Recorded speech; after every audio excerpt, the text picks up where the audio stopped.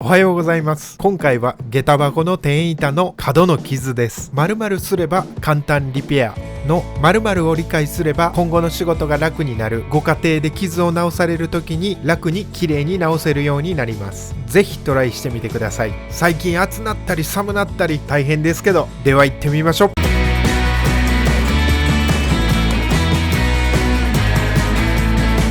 金丸保守株式会社。まず必要な道具紹介からいきます。ガストーチ、木柄スクレーパー、計2比のハードワックス、F シリーズ、ウエス、カッターナイフ、ロックペイントのラッカーシンナー、コーナンのプロアクトの強力瞬間接着剤ゼリー状、320番のサンディングペーパー、コピックペン、モホークのバーンインシーラー、ハウスボックスのアクリルリペアラッカー3部艶消し、ドライヤーではリペア解説していきます。まず触って飛び出ているところやへこんでいるところを確認します。膨らんでいるところをカットしていきます。この下地処理は補修にとって最も重要な工程の一つです。膨らんでいるところやビラビラになっているところは必ず切り落としてください。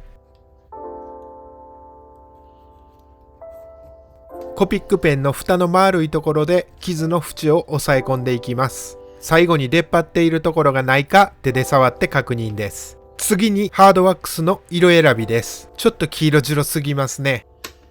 ちょっと濃すぎますね。ちょうど良さげやけどちょっと濃いですね。今回はちょっと薄めの色を選びます。ここがポイントです。〇〇に入る言葉はちょっと薄めの色を選ぶです。なぜそうなるかはこの後見ていただけるとわかるので見ていてください。ハードワックスを充填していきます。こういう角になっているところはヘラを引っ掛けてパテを充填するとやりやすいです。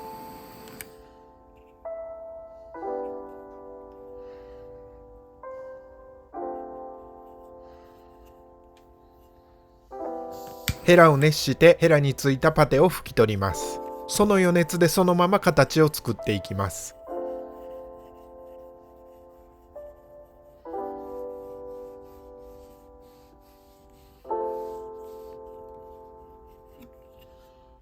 形ができたらシンナーで周りのパテを拭き取ります。320番で削ります。形を整える程度なので削りすぎないように注意してください。拭き残しがあったので再度拭きます。スプレーを拭く前に拭き残しは必ず拭き取ってください。念のため軽く研磨です。触って面を確認します。この時点で面が出ていないと判断したらもう一度パテからやり直してください。瞬間接着剤でパテの上をコーティングします。ほんのちょっと出してなすりつけるように塗ってください。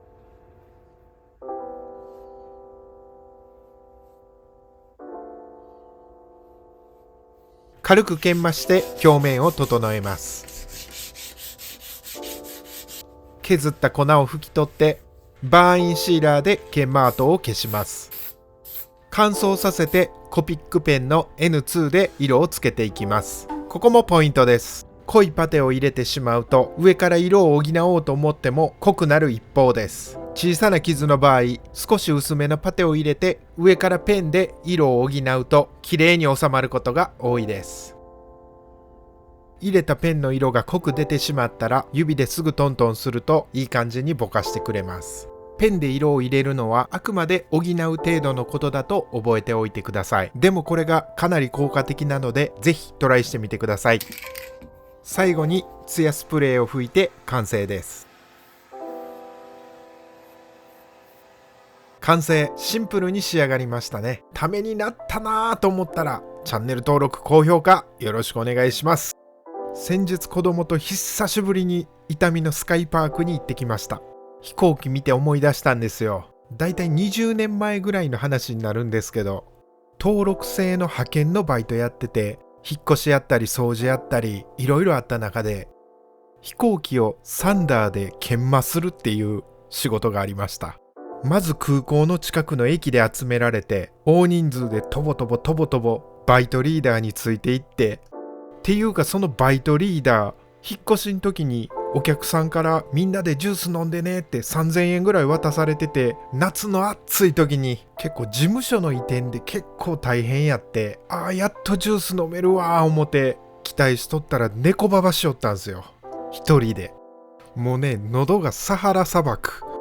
まあ話戻して、そのバイトリーダーについていったら、飛行機の整備工場か格納庫か、ようわからんようなとこ連れて行かれて、その中に飛行機が1台入ってるんですけど、その横に黒い山みたいななんかでっかい物体が動いてるんですよ。じわじわじわじわ。それが何かは全くわかりませんでした。ほんで飛行機の下まで連れてかれて、飛行機全体を研磨せえと、人数3、40人に対して電動サンダー20個、残り手でゴシゴシするサンダー。やっば思ったけど、とりあえず電動サンダーに当たって、真面目に削ってたんですが、どうしても上向いてやるから腕疲れてきて適当になってサンダーが斜めの状態で削ってたりすると、雇い主の会社の社員かなんかが調子乗って斜めにすんな、給料やらんぞ、こんなん怒鳴ってきよるんですよ。リアル開示の地下労働施設かな思って、後日給料取りに行ったらちゃんと円でした。ペリカじゃなくてよかったです。今から考えたら分かったんですが、次また新しい塗装をするために研磨してたんだと分かりました。ちょっと小話長くなりましたが、ここまで聞いてくれてありがとうございます。ではまた次の動画で。